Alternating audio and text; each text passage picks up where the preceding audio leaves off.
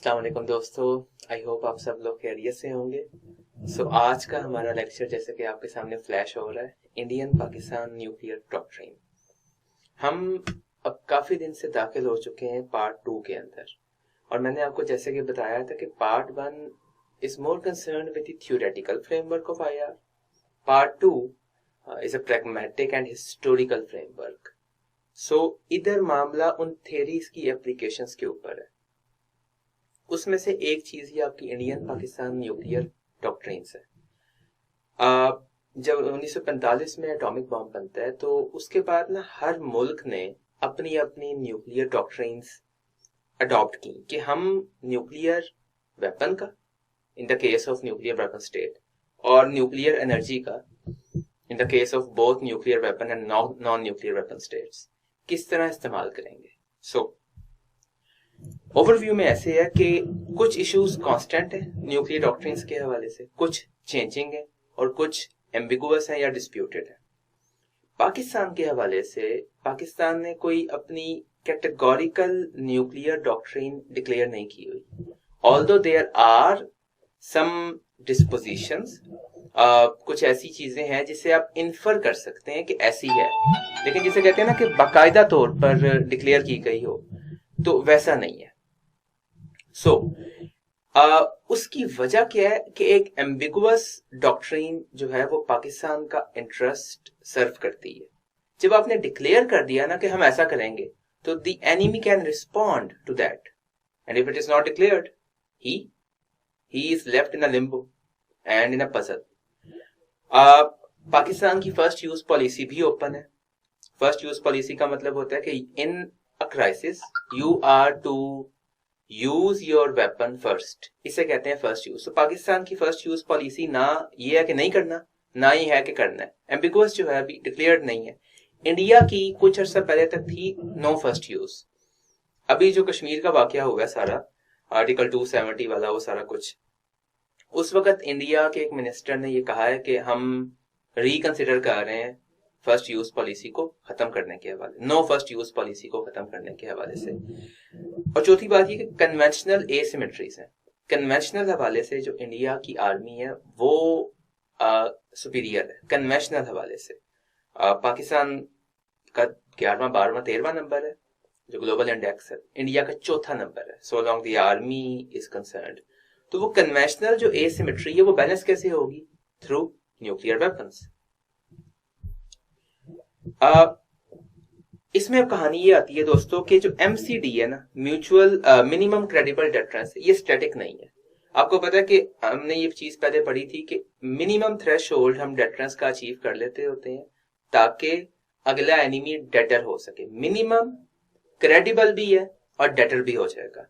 इस केस में अब यह है कि जब अगला एनिमी आपका बढ़ाई जा रहा है अपना स्टॉक पाइल, अपनी कन्वेंशनल सुपीरियोरिटी, तो वो MCD का जो थ्रेशोल्ड है वो भी अपने आप साथ साथ बढ़ेगा। ये बात एक्सप्लेन करने की जरूरत नहीं है।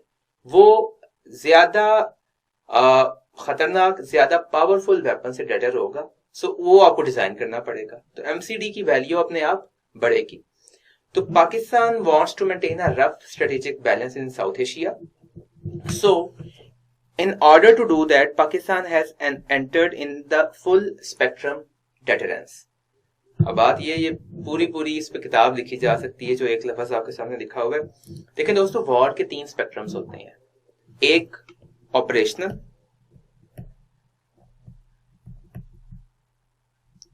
स्ट्रेटेजिक, वैसे पहला आता है स्ट्रेटेजिक लेकिन चल, और टेक्टिकल।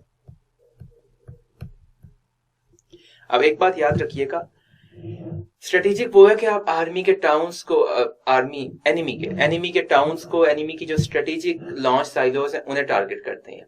ऑपरेशनल वो डोमेन है जिसमें आप मेजर ऑपरेशंस कंडक्ट करते हैं। Tactical is related to the battlefield. तो पाकिस्तान ने जो अभी कुछ अर्सा पहले नसर का भी तजर्बा किया था, ये शॉर्ट रेंज न्यूक्लियर एक वेपन है, तो इसकी मैंने शायद आपको बताया भी था, शायद 10 kilo ton of TNT capacity है इसकी, not so sure but it is around this thing, और 60 किलोमीटर इसकी रेंज है। वो मैंने आपको बताया था कि अगर इंडिया की आर्मी अंदर आ जाए सरहद के हमारे, और खुदा न खास्ता Pakistan can use that short range weapon against the Indian army who which has traverse the border, so वो न्यूक्लियर थ्रेशोल्ड भी achieve, I mean to say वहां तक मामला नहीं पहुंचेगा, because Pakistan has use the nuclear weapon on its own territory when it was breached.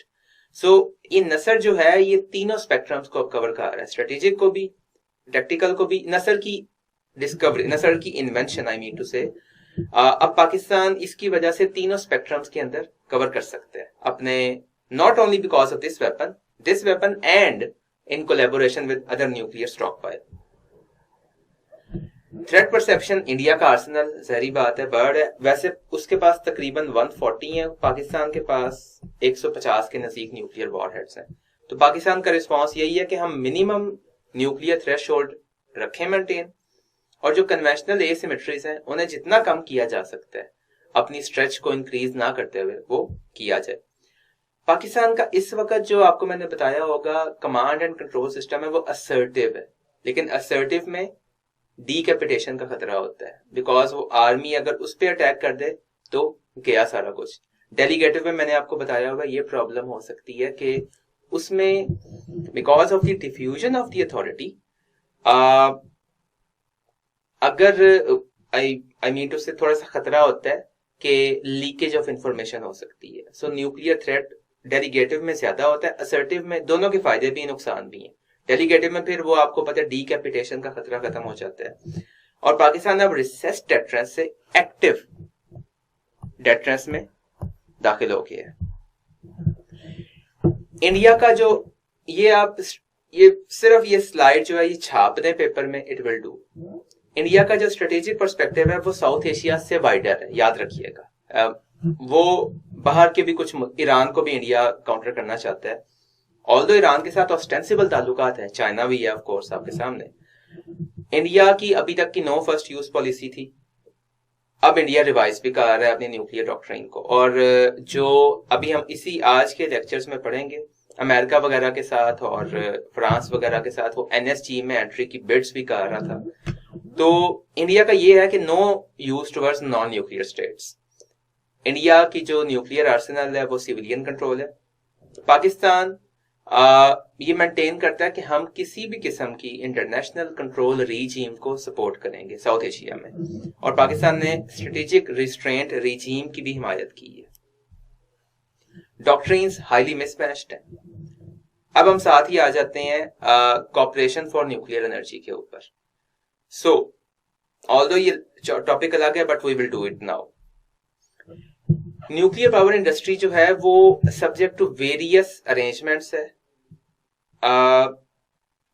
आपको याद होगा कि जब 1945 में न्यूक्लियर वेपन्स बने तो उस वक्त तक न्यूक्लियर एनर्जी की पीसफुल एप्लीकेशंस का इतना खास नहीं स्टार्ट हुआ था काम। उसके बाद आहिस्ता आहिस्ता लोगों को, मुल्कों को एहसास हुआ सुपर पावर्स को, कि we have to use them and we have to use them प्रेसिपिटसली।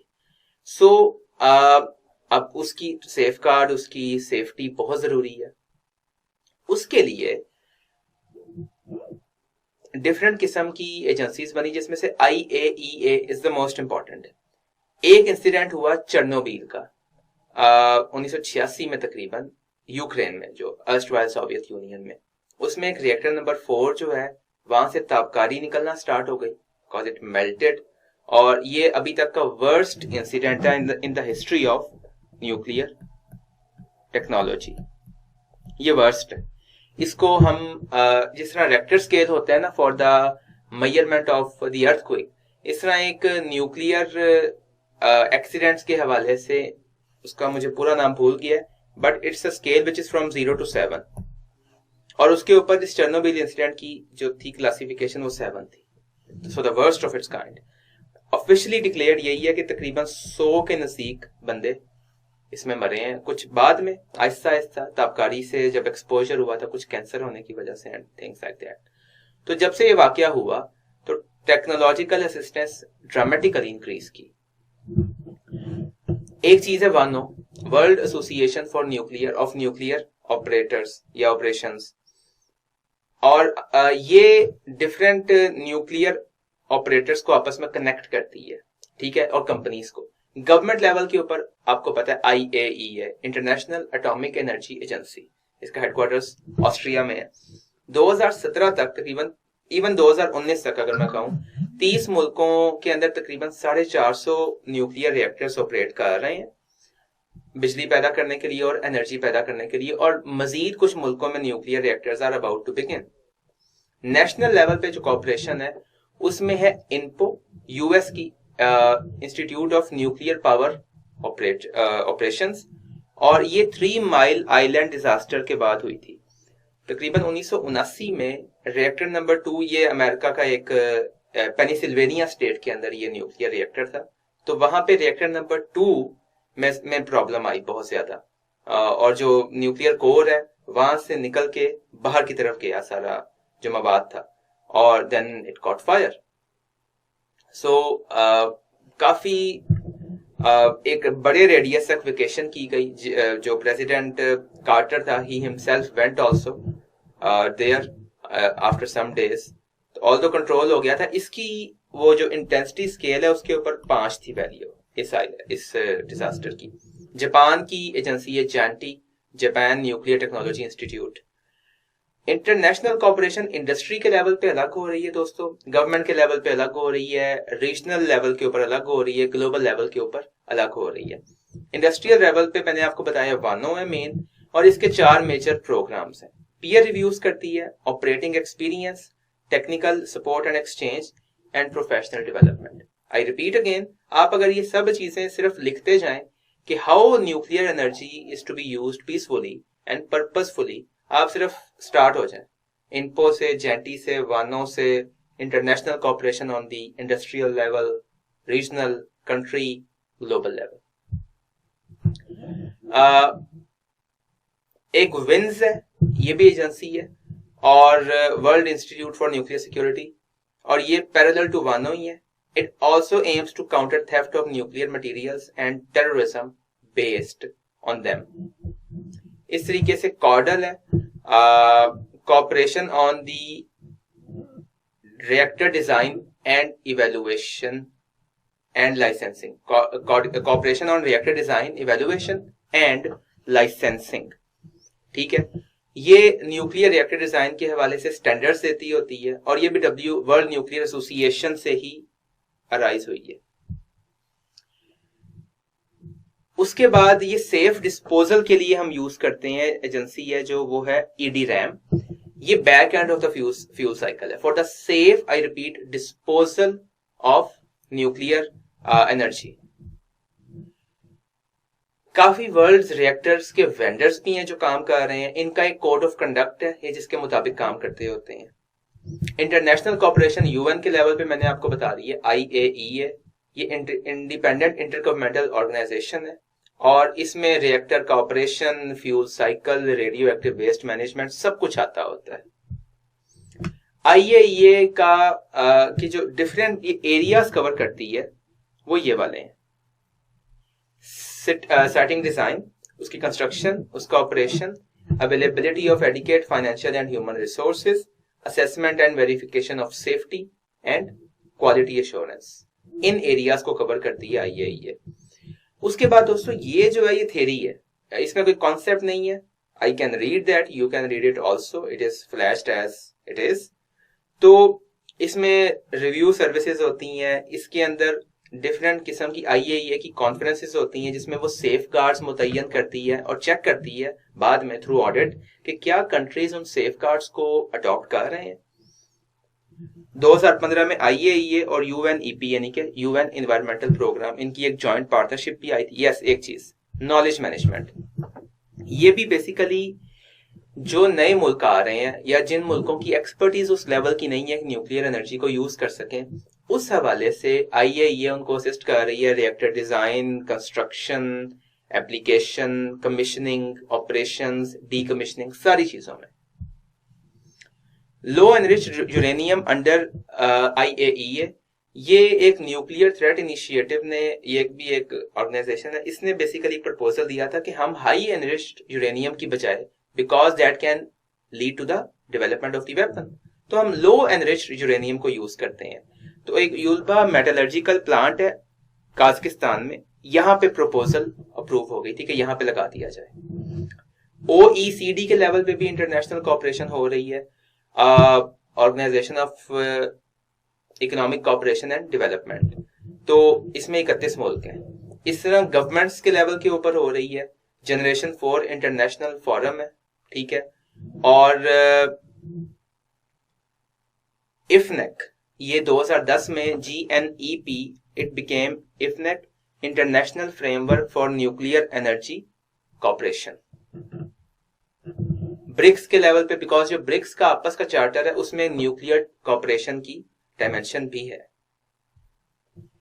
Funding, safety improvements, IAEA की डिफरेंट किस्म की इसके अंदर होती हैं फंडिंग्स, एक्सटर्नल भी होती है, इंटरनल भी होती है, तो गवर्नमेंट्स भी उसमें अपना रोल प्ले करती हैं और वो भी एक खास अमाउंट उनको डेडिकेट करनी पड़ती है towards the functioning of the IAEA।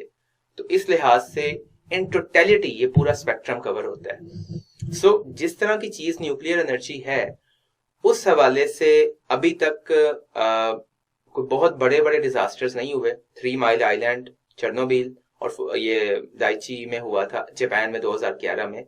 इसके अलावा ऐसा हम नहीं कह सकते कि कोई बहुत खौफनाक इंसिडेंट हुआ है। और अभी भी कोशिशें जारी हैं वर्ल्ड कम्युनिटी की कि न्यूक्लियर एनर्जी को जितना एहतियात के साथ यूज किया जा सकता है हम उतनी एहतियात के साथ यूज करें। So if this question comes in CSS you can easily tackle this कि हर लेवल पे कैसे कैसे हो रही है, कौन कौन सी ऑर्गेनाइजेशन इन्वॉल्व है और कैसे कॉपरेट कर रहे हैं और फ्यूचर के प्लान्स क्या हैं इनके। आई होप समझ आ गई होगी। We shall meet in the next lecture. Thank you.